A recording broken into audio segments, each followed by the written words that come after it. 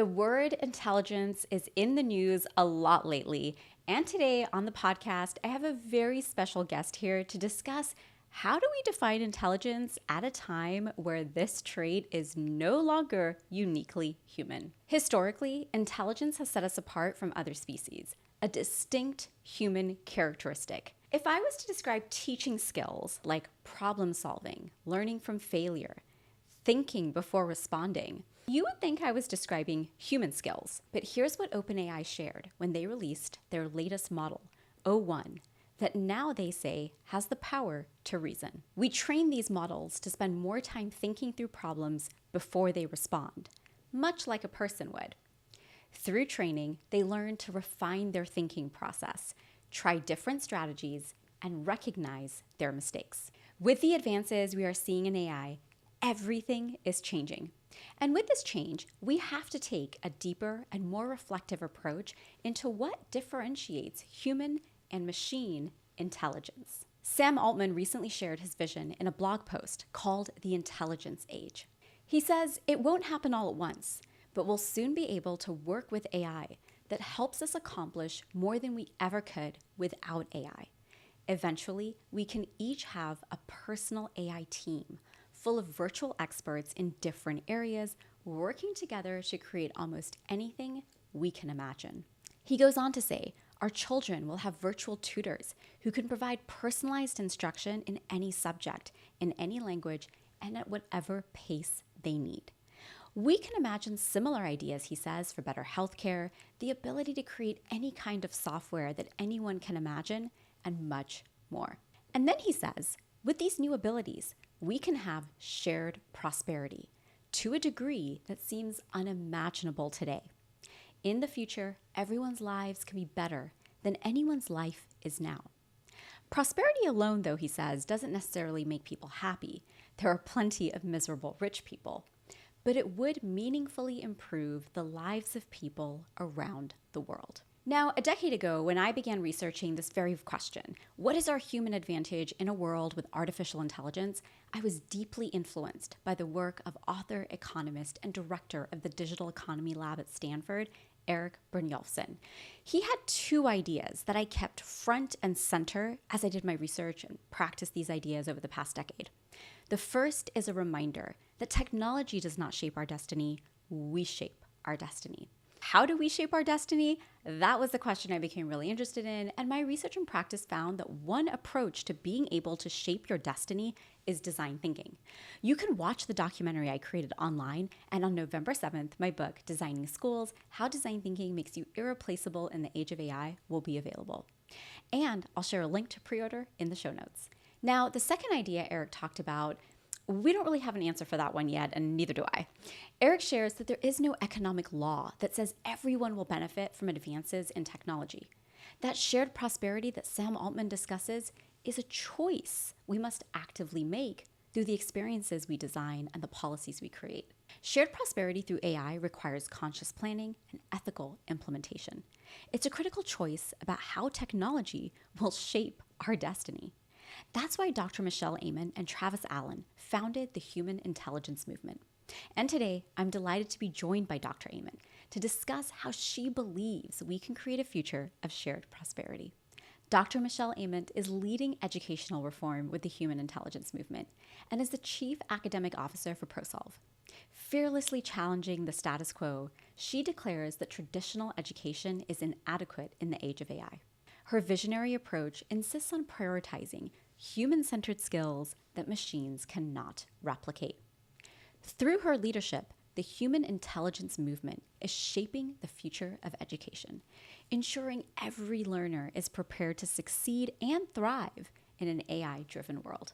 I begin by asking Michelle how she defines intelligence. The first thing that comes to mind to define intelligence is really being a problem solver. So I think about how, as humans, we take in information, we process, we think about, we synthesize, evaluate, and we use that really to problem solve and really move new ideas forward. So that's how I've always defined intelligence. And when I think about this rise of AI, now we have AI tools that are starting to replicate some of that pattern in taking in information, synthesizing and evaluating, and then starting to give us solutions to problems.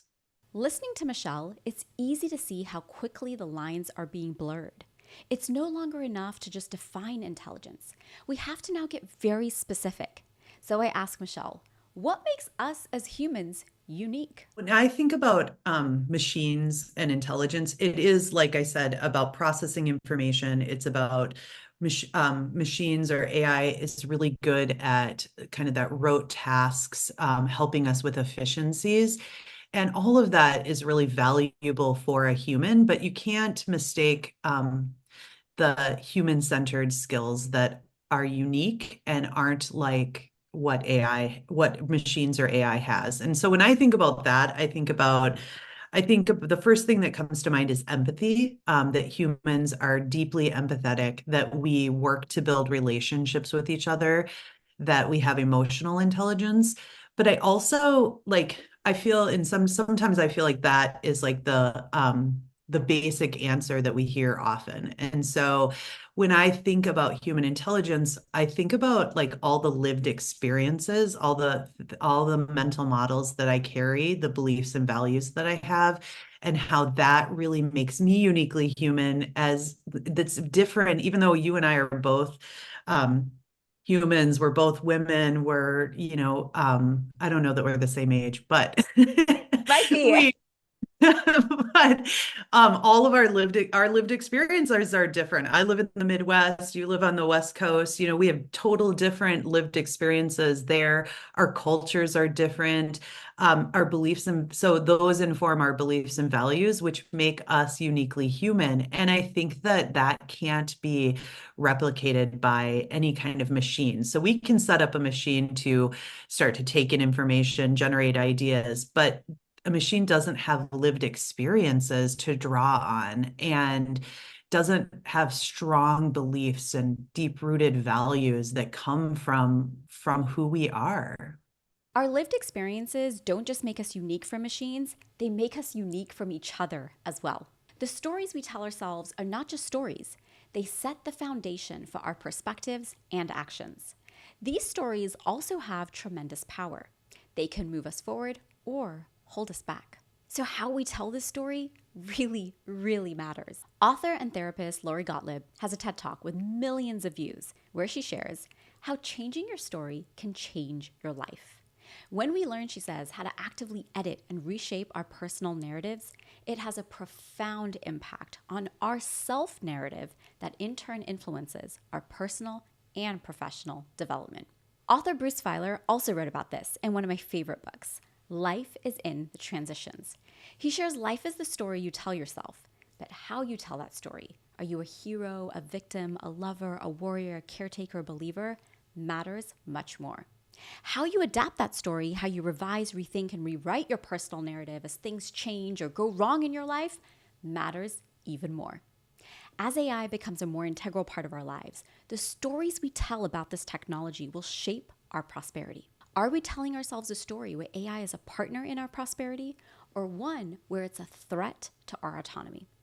These narratives not only shape our individual futures, but also dictate the societal impact of artificial intelligence, especially in education, as we think about how to prepare this next generation. To help people reshape this narrative, Michelle is a co-founder of the Human Intelligence Movement. And if you've been following along and seeing the momentum that they are building online and offline, you can see very quickly why she believes our lived experiences are so powerful. So instead of me telling you about the Human Intelligence Movement, let's ask Michelle. Well, the Human Intelligence Movement is a grassroots movement made up of all kinds of humans that care deeply about each other and about making sure that human intelligence is at the center of our AI world. So our mission is really to ensure all students can thrive and succeed in an AI world. And really, Travis Allen and I came together and said, we believe in this. We believe education needs to change, that reform is necessary. And it's urgent right now as we think about preparing students for an AI world. What does it mean when they graduate and go into a workforce that is going to look drastically different, radically different than what it looks like today? And so we both thought the best way to do that is to bring brilliant people together to help us solve this problem and reform education, knowing that single-handedly you can only do so much. And so we started this human intelligence movement, and over 400 founding members, you're one of them, has joined us in the cause. And we have thousands of followers on social media, and we're presenting on podcasts like this and sharing the message at conferences. We're really focused on generating awareness of the urgent need to really focus on human-centered learning so that our students are prepared for what the workforce is going to look like. And so that awareness has been first and foremost. But I think you bring up the question of community, which the second kind of focus of the human intelligence movement is building a community. And I think about it a lot like a professional learning community. How do we bring people together with all their diverse perspectives, all the things that they are passionate about to solve really wicked problems? And so the community is the second part, the part that fuels me every day. And I think, how did we do it? How did we so quickly generate a following? I think first people are committed and to what we're talking about. They believe that there's such opportunity right now to think differently about learning and teaching. But I think for me, I bring forward that human connection. Each person that is part of the movement is important to me, and there's a definite connection and investment in that connection. And so whether it is through a conversation, whether it's taking time to send a personal message, really recognizing people for the talents and strengths that they bring. And I think people, when you take time to build that human connection and really be intentional about that, um, I think our world right now that's a missing piece in our world. And so people gravitate towards that and want to be part of something where they're connected to other people and their talents are used in a way that is making a difference in the world. The human intelligence movement is a testament to what Michelle shared earlier about how our stories and experiences are our human advantage. And when you bring these stories together to build a community where you can have people, as Michelle says, use their talents to make a difference, we are not only truly irreplaceable, but we open the door to creating a future of shared prosperity. But I'm curious, can AI outperform us in this area? I don't think it will ever outperform. I think we have to be really aware of places where it's trying to outperform. And the differentiator for me, why it will never outperform, is that AI doesn't have a heart or a soul. And so that human connection is fueled by the heart and who we are inside. And so while I think really great data scientists will figure out how to make AI sound like it has a heart and a soul, it really doesn't. And we have to be aware of that. And there are times I don't know if you've used the app Pi. Have you played with that, Saba? There have been times where I've been really sad and I will type something in about kind of how I'm feeling, and it will have so much empathy for me. And it's like, Michelle, I'm sorry you're feeling so sad today. It's okay to be sad, and I'm like, oh, Pi, thank you. I feel heard and I feel seen. And I have to actually check myself and remember I am talking to an app right here. And that it isn't a human that I'm connecting with. And that being expressing my sadness or my feelings to a human is going to go so much further than doing that with an AI tool. Now, at the same time, what Pi has done for me is help me frame my thinking and validate what I'm thinking, help me think through something, process through something. And so I find it useful too. Like, so I see both, right? Because I have gained some perspective. Almost it's helping me like be metacognitive in a way that's really positive and help me move through a situation or help me think about how to approach something with another human. And so it's like building my toolkit, building my self-awareness and social awareness, which is really valuable. But I think we have to, with that, be really mindful that I got to go then talk to the person that maybe made me that prompted me to feel sad, or the situation that I got angry about. That it can't just live with the AI tool.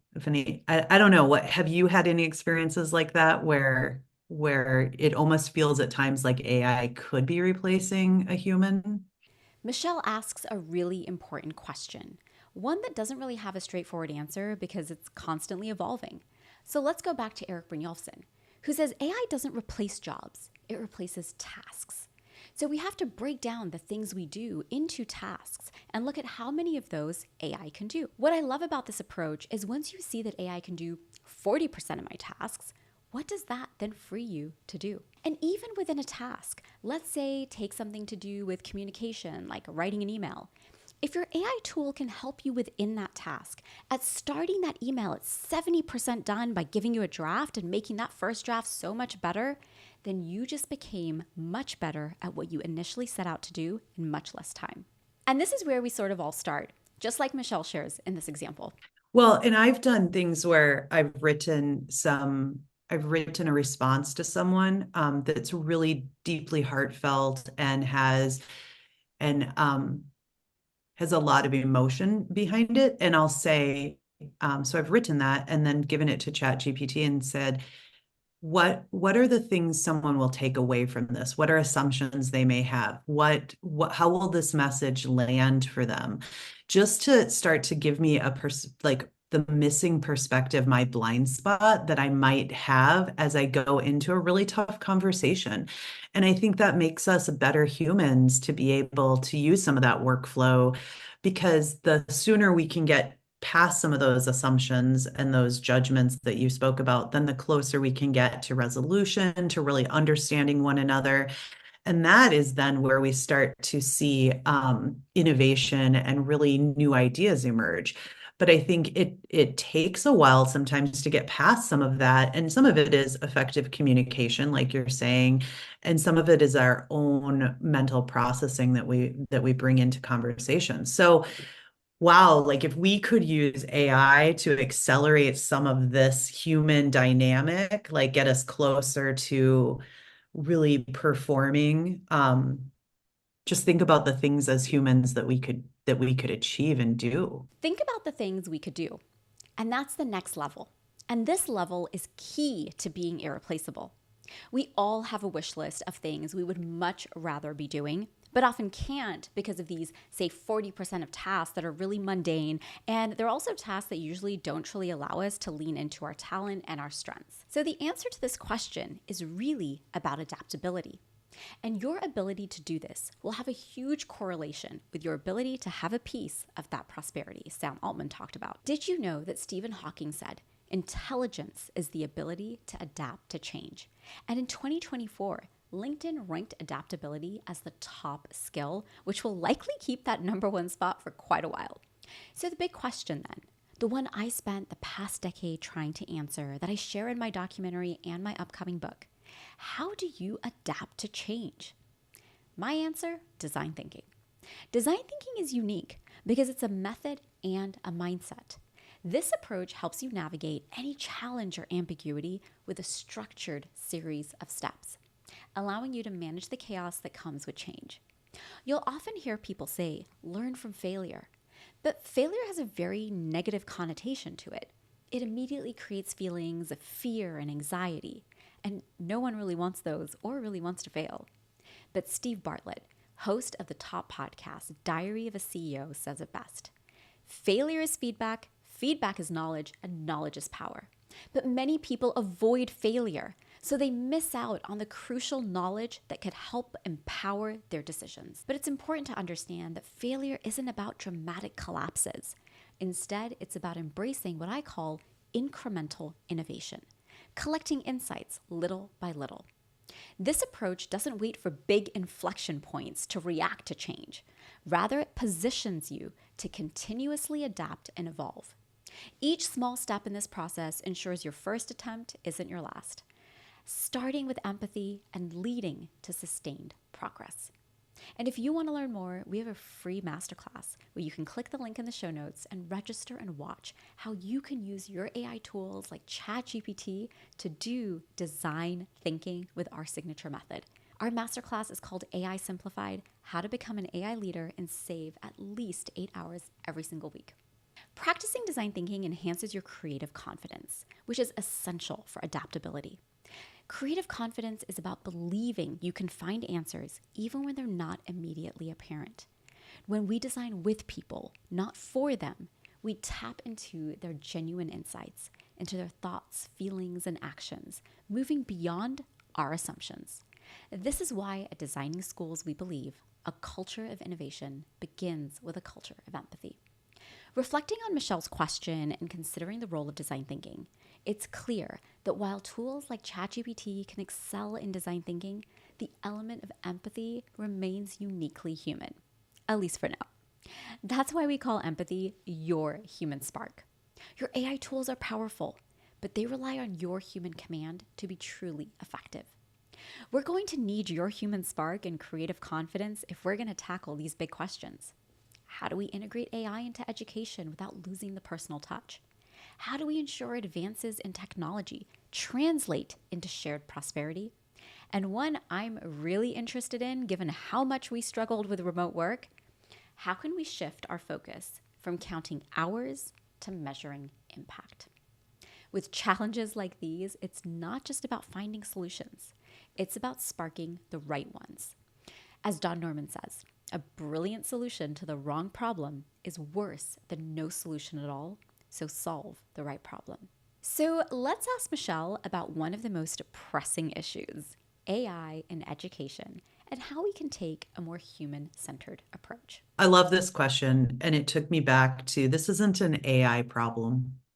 This is just an education problem. Like our education system is rooted in inequity and in inclusive and not being inclusive. And so like for me, that's the bigger problem to solve is why aren't we being inclusive for all learners? Why aren't we being inclusive for all cultures and all backgrounds? And so if we, so then I take the big picture, like how do we solve that in education?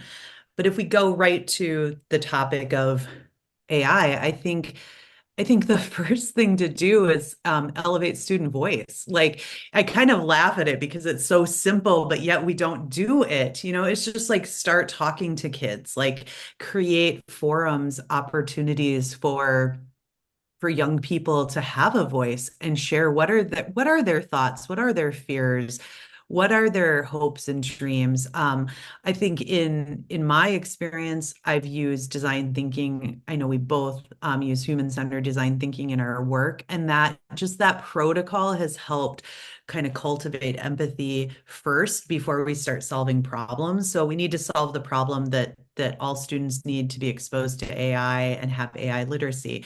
So let's start with empathy at the front before we start designing the solutions. And so often in education, as administrators, mostly administrators, sometimes they involve teachers, but a lot of times administrators sit around a room and say, here's how we're going to solve this problem.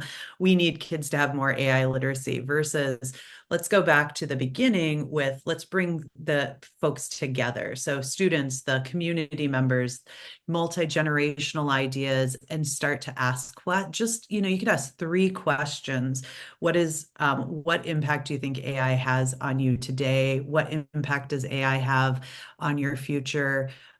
What are you excited about? What are you fearful about? Like even just basic questions like that to get people in dialogue. And I've watched the use of human-centered design thinking in that way. Teachers and administrators sit back and go, oh my gosh, I would have never thought of that. That is such a brilliant way to look at that. And it's like, oh, if we just talk to kids and our families from the beginning before we jump to problem solving, I think we'd be better off all around. And that is how innovation happens. The design thinking protocol then moves you through that ideation process, that um, kind of figuring out what do we want to try. And so we'll get there. We'll get to solving the problem with something really innovative, but starting with just those conversations and not having to like over engineer it. It's about showing up and being vulnerable and being willing to listen to one another. That's what it takes. And so I think that as I connect it back to the human intelligence movement, I mean, I think there's that is the heart of what we're trying to do, is be in conversation with each other, bring those ideas forward. There are so many diverse perspectives in the movement, and hearing different points of views has really made me a stronger person and really challenged some of the things I thought I knew, and adapting to new ways of thinking about things and new ways of learning. And I think that is at the heart of what we need to do across education. Yeah, I think at the most basic level is just asking, like using AI as a brainstorming, as a thought partner. Oftentimes, it can be, we've talked about several different apps. It could be any of them, any chatbot type app, to say, help me think through this. What's another way to think about this? What's a perspective that I might be missing? And it could be something very technical, like like I was trying to link my Google calendars yesterday. So I went to AI and asked, how do I do this? Give me some tips. And of course, it gave me the 10-step list. And that was brilliant. I didn't have to go to all the knowledge base banks in Google to try to figure it out. So like that's a very technical, task-oriented way to create efficiencies. It gave me an answer in a matter of minutes. But also just like you said, taking a piece of, I will often write something, write a body of work, a paragraph, a page, and then I'll put it into ChatGPT and say, what perspective am I missing? Or even just a start of what are the takeaways what will people take away from this writing? And then it will help me just kind of frame the thinking behind it. And I'm like, oh, wow, that was not my intent. Or I might then ask, how can I add more of this idea into this writing, and it'll give me some of those ideas. So I think those are two entry points for people to use AI to help solve problems in a technical way, but also as a thought partner to help brainstorm something that a perspective we might be missing, or a blind spot we might have. We were this week, Travis and I were talking about workplace and multi-generational differences between millennials and Gen X, and that's me, and he's a millennial. And so he was telling me the story about how, I hope he's okay with me sharing this, but how he was asking ChatGPT, what are the differences in styles of workplace? And it was just giving information and perspective. So it's even asking questions like that. And we hear all the time, like people will say things, even I have 5 ingredients in my kitchen. What recipe can I create from it? And so like those I think are just new ideas. And every day, I don't know, Saba, if this happens to you, but every day, someone more proficient with AI will be like, well, I asked AI, or Michelle, have you thought about asking AI? And I'm like, no, I haven't thought about asking AI, but I'm going to now. And I'm always like pleasantly surprised at, wow, that was a new way to use AI to really help me. So I'm sure, does that happen to you? It happens to me all the time. That feeling of ChatGPT and other AI tools just completely blowing my mind and doing so many tasks that have truly freed my time to do the work you see online, to bring you episodes like this, and the things that just on a personal level with my family I get to do now has been so life-changing. And that's why we bring you this content, our workshops, and experiences, because we are committed to creating a future of shared prosperity. I am so proud to be a founding member of the Human Intelligence Movement because, as you can see, we deeply believe innovation begins with empathy, and empathy is the key to your human spark. And remember, If you want to learn more about the human spark and how you can collaborate with your AI tools, the link to the free masterclass is in the show notes.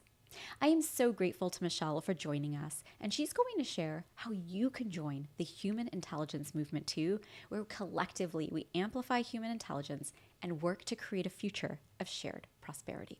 Best way to do so is to go to our website at thehumanintelligencemovement.org, and all kinds of information about our mission and what we stand for there on the humanintelligencemovement.org. You can also find us across all social media platforms. We are very active on LinkedIn, and you can always email me at michelle@hi4ai.org. And we are growing rapidly. We have close to 400 founding members.